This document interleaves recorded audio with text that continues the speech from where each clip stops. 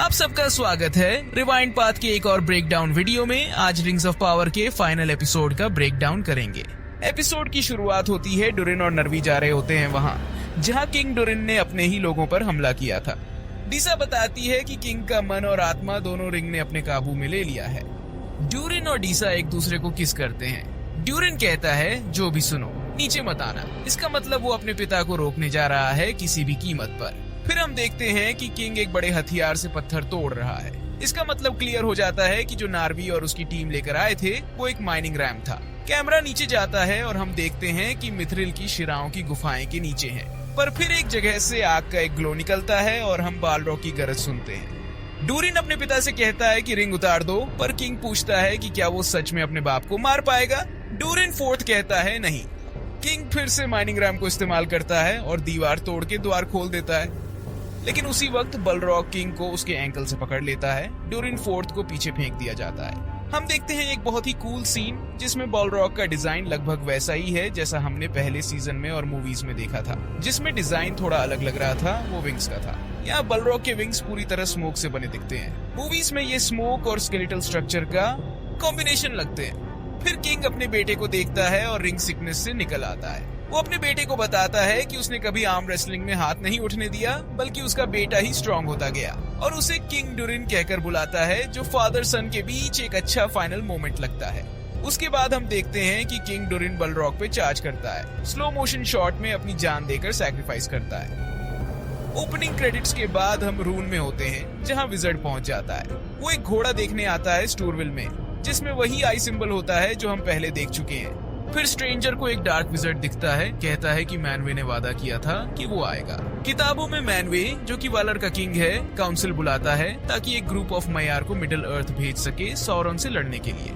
ये story unfinished tales में मिलती है, जिसमें 5 स्टारी यानी विजर्ड्स को सिलेक्ट किया जाता है। वो मिडिल अर्थ में तीसरे युग के 1000 वर्षों के आसपास आते हैं। लेकिन नोटवर्दी बात यह है कि गंडाल्फ ने कभी किसी को कन्विंस नहीं किया था। असल में गंडाल्फ को खुद को कन्विंस करना पड़ा था, क्योंकि वह सौरन से डर गया था। सरुमन को कन्विंस किया गया था कि वह रदागास्ट को अपने साथ ले आए। और सबसे इंटरेस्टिंग बात यह है कि एलेटार, जो एक ब्लू विजर्ड था, पहले से वॉलंटियर हो गया था, अपने दोस्त पलंडो को साथ लाया।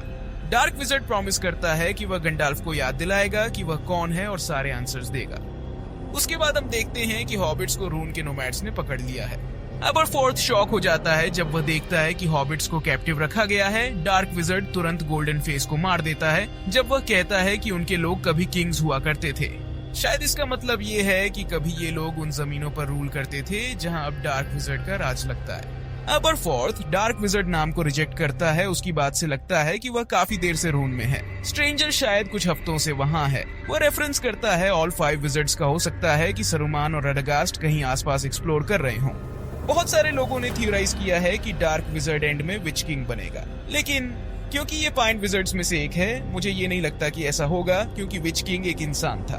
दोनों विजर्ड्स सौरन के बारे में बात करते हैं। रिवील होता है कि अबरफोर्थ सौरन को हराकर उसका सक्सेसर बनना चाहता है। गंडल्फ से कहता है कि दोनों मिलकर सौरन के सक्सेसर्स बन सकते हैं, पर गंडल्फ मना कर देता है। बुक्स में सरुमन पहले गंडाल्फ से बात करता है सौरन के साथ मिलने की, फिर उसे कहकर सौरन को हराकर वन रिंग को खुद अपने लिए रखने की बात करता है। इसके पहले एक सीन आता है जिसमें डार्क विजर्ड नोरी का मजाक उड़ाता है, क्योंकि उसने उन लोगों पर दया दिखाई थी जिन्होंने अभी थोड़ी देर पहले उसके गले पर चाकू रख दिया था।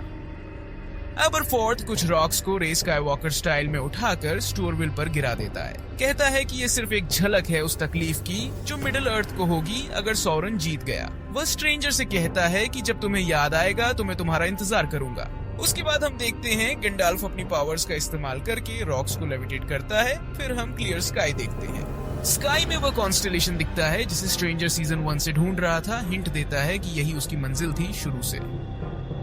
फाराजोन ने फेथफुल के लीडर्स को समन किया है, ये क्लेम करते हुए कि मिरियल ने सी मॉन्स्टर को धोखा दिया क्योंकि उसने सौरन की मदद थी। इसका प्रूफ अपेरेंटली उस पेपर पर है जो फाराजोन उनको देता है, और तुरंत मेरा दिमाग ये सोचने लगा कि यह प्रूफ क्या हो सकता है। मैंने पहले थियोराइज किया था कि शायद फाराजोन को पता चल गया था कि हालब्रांड ही सौरन है जब उसने पलंटियर में देखा, लेकिन ये एक बहुत बड़ा लीप लगता है फाराजोन के पेपर पर लिखने से लेकर उनका सबको धोखेबाज डिक्लेयर करने तक। नूमेनॉर अभी भी काफी कंफ्यूजिंग है मेरे लिए। सब कुछ बिखर रहा है बिना किसी क्लियर एक्सप्लेनेशन के कि ये दोनों साइड्स कैसे रिलेट करती हैं। अब बेलजागर वेस्टर्न एसे का नाम लेता है। यह न्यूमेनोर का कॉमन स्पीच नाम है। सोल्जर्स फेथफुल का मैस राउंड अप शुरू करते हैं और इरियन अपने मन का बदलाव कर लेती है और अपने पिता एलेंडिल को वार्न करने निकलती है। फिर हम देखते हैं कि व्हाइट ट्री के पेडल्स मैस में गिरते हैं। आपको याद होगा सीजन 1 से कि यह एक बुरी निशानी माना जाता है, वलार के आंसुओं को रिप्रेजेंट करते हुए जब कुछ बुरा होने वाला होता है। यह तब हुआ था जब उन्होंने गैलाड्रियल को दूर भेजना शुरू किया था सीजन 1 में, लेकिन फिर उसे वापस बुला लिया गया था। इरियन एलेंडिल को वार्न करती है, जो फिर अपनी जान बचा के निकलता है। वह मिरियल के पास जाता है, लेकिन मिरियल मना कर देती है, कहते हुए कि उसका जगह यही है। एलेंडिल को उसका फेमस तलवार नरसील देती है। हमने इस तलवार की एक झलक पलंटियर रूम में सीजन 1 में देखी थी, जब गैलाड्रियल एंटर करती है। एलेंडिल अपने बेटे अनरियन का जिक्र करता है, जो न्यूमेनोर के वेस्टलैंड्स में है, जहां अंदूनी भी है। एलेंडिल यहाँ नारसिल का मीनिंग व्हाइट फ्लेम ट्रांसलेट करता है।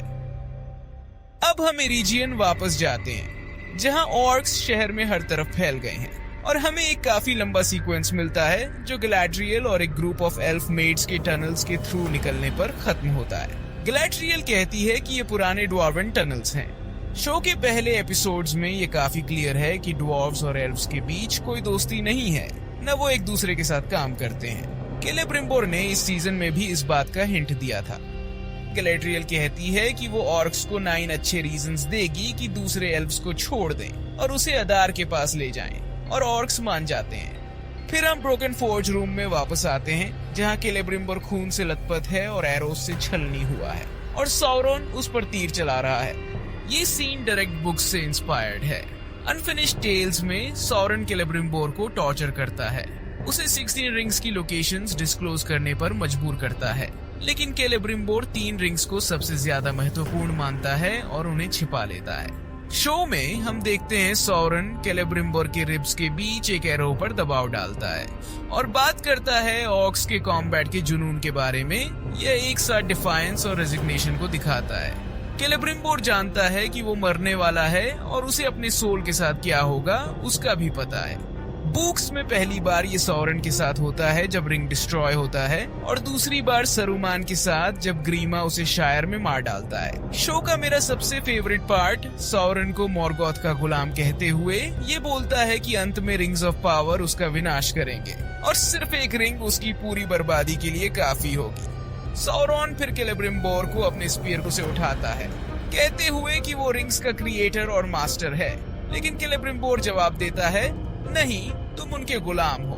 फिर वो सौरन को लॉर्ड ऑफ द रिंग्स कहता है और केलेब्रिम्बोर फियोनोर का ग्रैंडसन मर जाता है। केलेब्रिम्बोर सौरन के विनाश की भविष्यवाणी करता है। हम पहले भी बात कर चुके हैं कि एल्वन फोरसाइट एक चीज होती है, लेकिन डेथ से पहले फ्यूचर प्रेडिक्ट करना टोल्किन के कैरेक्टर्स में एक रिकरिंग पैटर्न है। लेकिन केलेब्रिम्बोर की जो हिम्मत और जो बातें वह कहता है वो शो के ओरिजिनल हैं, पर उनमें एक टोल्किन वाली फील है। चार्ल्स एडवर्ड्स ने आखिरी 2 एपिसोड्स में कमाल का काम किया है।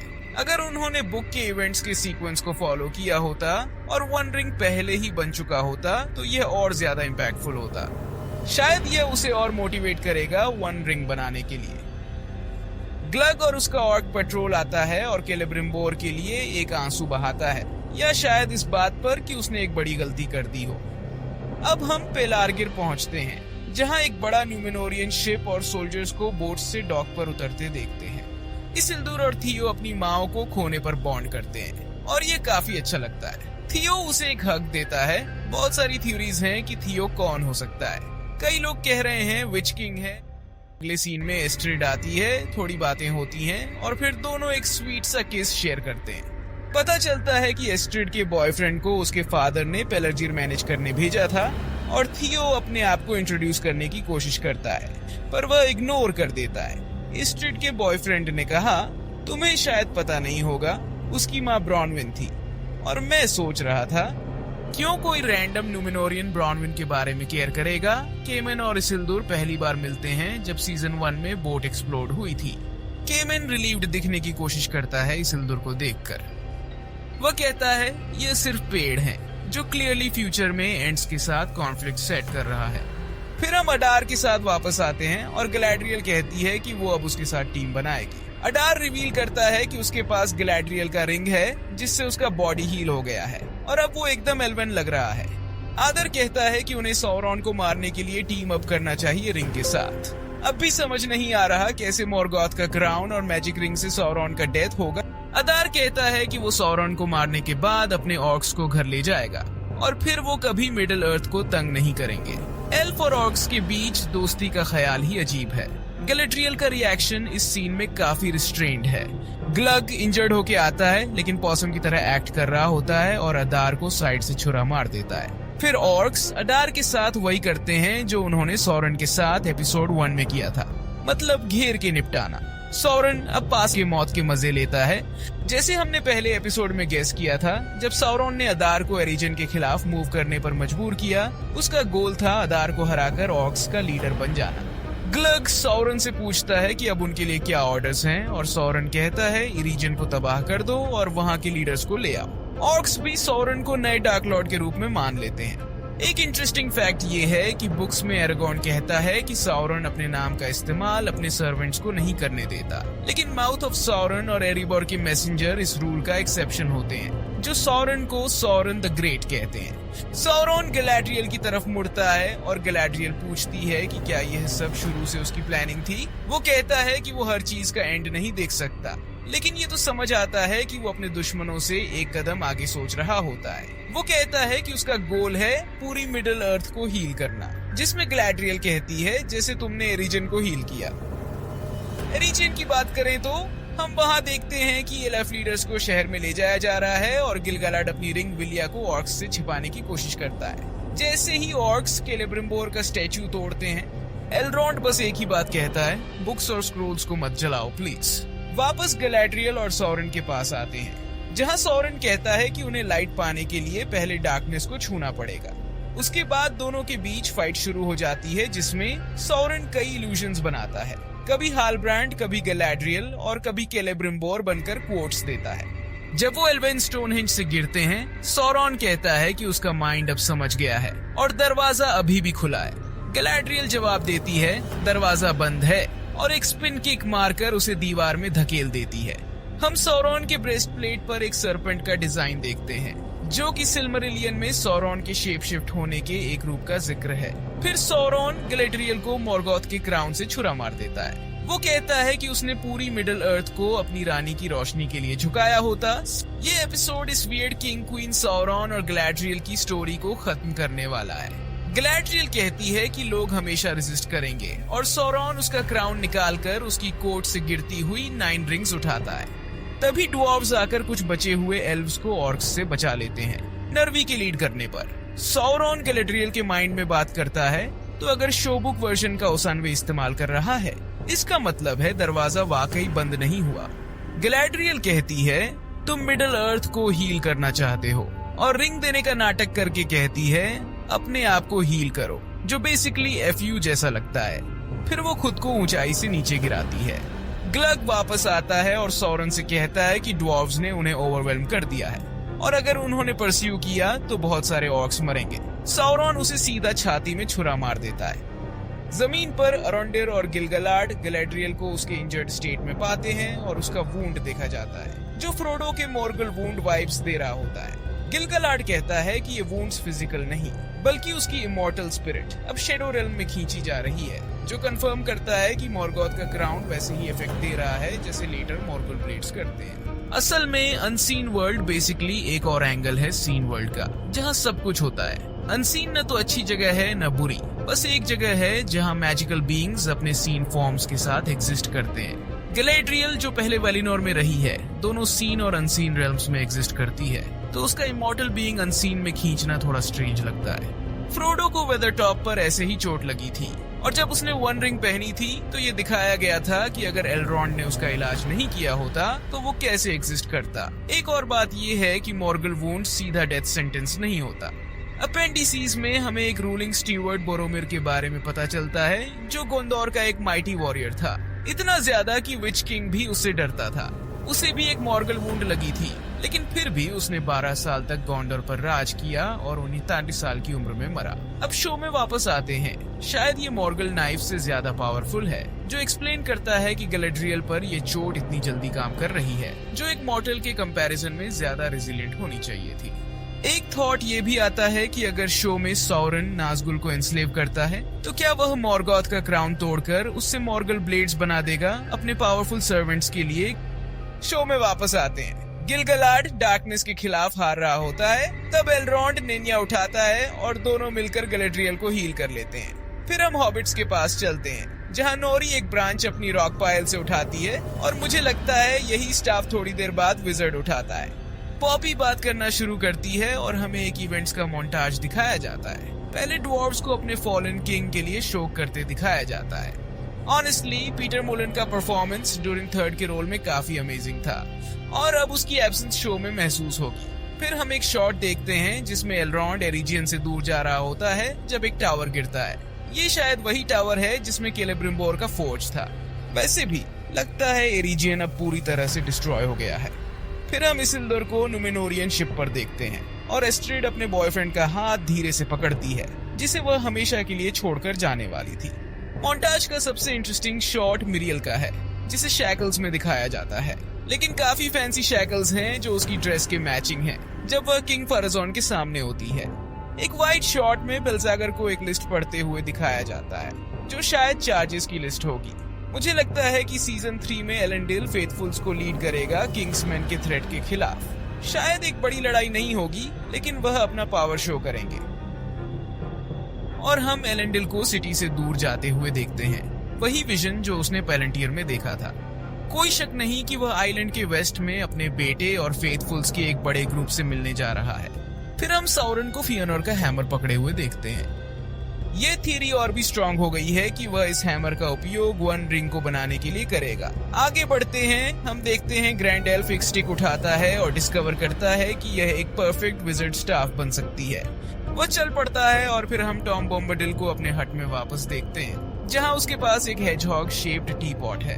हम देखते हैं कि उसने ऑलरेडी 2 कप्स निकाल रखे हैं, जो ये दिखाता है कि उसे पता है कि स्ट्रेंजर वापस आने वाला है। विज़र्ड कहता है कि उसका मकसद दोस्ती को पावर से ज्यादा इंपॉर्टेंस देना था और अपने स्टाफ को वहां ढूंढना था। टॉम कहता है कि स्टाफ विज़र्ड को चूज करता है और फिर हमें विज़र्ड का असली नाम रिवील होता है, गांडल्फ। ये नोटवर्दी है कि वह कहता है कि यह वह नाम है जो लोग उसे देंगे, जो सेंस बनाता है क्योंकि गंडल्फ वह नाम है जो ऑर्नर के लोग उसे देते हैं। ऑर्नर अभी काफी दूर है क्योंकि ये एलेंडिल का रेल्म होगा जब नुमेनोर गिर जाएगा। अगर वह एक ब्लू विज़र्ड होता तो शो को एक ब्लैंक स्लेट मिलती अपना विज़र्ड कैरेक्टर क्रिएट करने के लिए। अब जब वह गंडाल्फ है तो उसके हर एक्शन को उस गंडाल्फ से कंपेयर किया जाएगा। एक और बड़ा एक्सटर्नल इशू ये है कि अब हमें 2 गंडाल्फ मिलेंगे अलग अलग यूनिवर्सेस में। हमें पता है कि sir Ian McKellen the hunt for Gollum और एक दूसरी मिडिल अर्थ फिल्म के लिए वापस आ रहे हैं। स्टोरी के पर्सपेक्टिव से गंडाल्फ इस विज़र्ड के लिए 5th चॉइस होना चाहिए था। ब्लू विज़र्ड्स के ड्यूलिंग का आइडिया काफी पोटेंशियल रखता था और सरूमन को थोड़ा पहले लाना भी एक इंस्पायर्ड आइडिया होता। सरूमन वह विज़र्ड था जो ईस्ट गया था। बुक्स में गंडल्फ को टॉम काफी अच्छे से जानता है और फ्रोडो के साथ वेस्ट जाने से पहले गंडल्फ 2 साल टॉम के घर में सिर्फ उसके साथ बैठकर बातें करता है। खज़ाद-दुम में नरवी डुरिन को एरिजियन के गिरने के बारे में बताता है और यह भी कि उसका दोस्त एलरॉन्ड सेफ है। मुझे ये पार्ट काफी पसंद आया कि डुरिन का पहला सवाल ये था कि क्या उसका दोस्त ठीक है। वो कहता है कि एल्व्स को मदद का संदेश भेजो और डीसा कहती है कि ब्लू माउंटेन्स के ड्वार्व्स ने काफी ज्यादा ट्रिब्यूट दिया था और वो अपनी रिंग्स चाहते हैं बदले में। मुझे लगता है शो ये इम्प्लाई कर रहा है कि फायरबियर्ड्स और ब्रॉड बीम्स अब तक ब्लू माउंटेन्स में ही हैं, डुरिन के लोगों के मिस्टी माउंटेन्स से जुड़ने के बजाय। हम देखते हैं उनके पास सभी 7 ड्वार्वन रिंग्स हैं, जिससे देखकर मुझे थोड़ा सरप्राइज हुआ। मुझे लगा था डुरिन की रिंग तो बालरॉग इंसिडेंट के साथ खो गई थी, तो 2 रिंग्स शायद ब्लू माउंटेन्स के क्लैंस के लिए होंगी। गैलेड्रियल उठती है और गिल-गलाड कहता है कि उसने कभी गैलेड्रियल को इतनी शांत नहीं देखा। तो फिर एलरॉन्ड आता है और कहता है कि वे एक सैंक्चुअरी में हैं, जो एल्वन रिंग्स के पावर से प्रोटेक्टेड है। वाइड शॉट्स में हम देखते हैं कि यह एक वैली है, इमलाथ्रिस। रिवेंडेल और लोरियन वाकई में उनकी रिस्पेक्टिव रिंग्स के द्वारा प्रोटेक्टेड होते हैं, जो एलरॉन्ड और गैलेड्रियल के पास होती हैं बाद में। गिलगलट कहता है कि अब सौरॉन की आर्मीज इरियाडोर और मिडल अर्थ के हर कोने में फैल गई हैं। हम देखते हैं रिवेंडेल में शायद बस 50 एल्व्स बचे हैं, लेकिन पता नहीं कितने ऑर्क फोर्सेस बाकी हैं। गिलगलाड चॉइस रखता है, या तो वह सौरन पर हमला करे या अपनी डिफेंसेस प्रिपेयर करे। एलरॉन्ड कहता है कि एरिजिन के सर्वाइवर्स फिजिकली और मेंटली दोनों तोड़ चुके हैं और वह निर्णय की जिम्मेदारी गैलाड्रियल पर छोड़ देते हैं, जो केलेब्रिम्बोर के लाइट वाले शब्द याद करती है। एक और छोटी साइड नोट, अरोंडियर जिसका स्टैब वुंड अब बिल्कुल इनसिग्निफिकेंट लग रहा है, अब बाकी एल्व्स के साथ है। बुक्स से जुड़ी बातें समझने में काफी सेंस बनाता है। एरिजियन के गिरने के बाद सौरॉन की बड़ी आर्मी और एरियाडोर पर चढ़ाई कर देती है। एलरॉन्ड रिवेंडेल में फंस जाता है और गिलगलाड और सिरडान को लिंडन में अपनी जगह बचानी होती है। मेरे पास इस एपिसोड और सीजन के बारे में और भी विचार हैं, लेकिन मैं उन्हें अपने सीजन 2 के रिव्यू के लिए रखूंगा। सीजन 2 ओवरऑल सीजन 1 से काफी बेहतर है। तो ये था एपिसोड 8 का total breakdown rings of power season 2 का। आप इसके बारे में क्या सोचते हैं कमेंट सेक्शन में बताएं। Thanks for watching.